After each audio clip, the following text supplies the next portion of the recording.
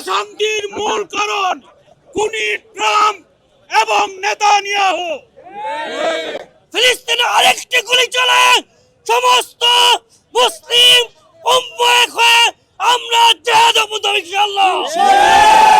মুসলিম বিশ্ব বলেন সারা পৃথিবীর অশান্তির মূল কারণ খুনি ট্রাম্প এবং নেতানিয়াহু। তাই এই মানবতার শত্রু, বিশ্বের শত্রু, মানুষের শত্রু ট্রাম্প এবং নেতানিয়াহুর বিরুদ্ধে আমাদের সারা বিশ্ব বিবেককে জাগ্রত করতে হবে। আমেরিকান পণ্য, ইসরায়েলি পণ্য বর্জন করতে হবে, ইহুদি পণ্য এবং আমেরিকার পণ্য বর্জন করতে হবে। সেই সাথে বাংলাদেশে ঘাপটি মেরে থাকা ইসরায়েল এবং আমেরিকার দালালদেরকেও বয়কট করতে হবে। সারা পৃথিবীতে, সারা বিশ্ব জুড়ে সন্ত্রাসী প্রোপাগান্ডা চালিয়ে আসছে।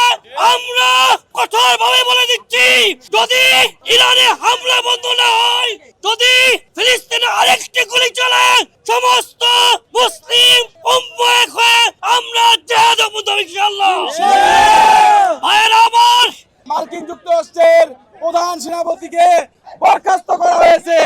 অর্থাৎ ইরানের তাদের যে ব্যর্থতা, সেই ব্যর্থতা ঢাকার জন্য এবং তারা যে যুদ্ধে হেরে যাচ্ছে সেটাকে কভার করার জন্য এই তো 10 ঘন্টা আগে মার্কিন সামরিক বাহিনীর চিফ প্রধানকে বরখাস্ত করা হয়েছে। আর দ্বিতীয় কথা বলবো, আপনারা যে পারমিশন নিয়ে এলএনজি আনতে গেলেন, সেখানে আমাদের 5টাই নাকি খালি ফেরত আসছে। আপনারা বললেন কাতার, নাকি এটার উপরে সাময়িক নিষেধাজ্ঞা দিয়ে রাখছে। কথাটা সম্পূর্ণ মিথ্যা।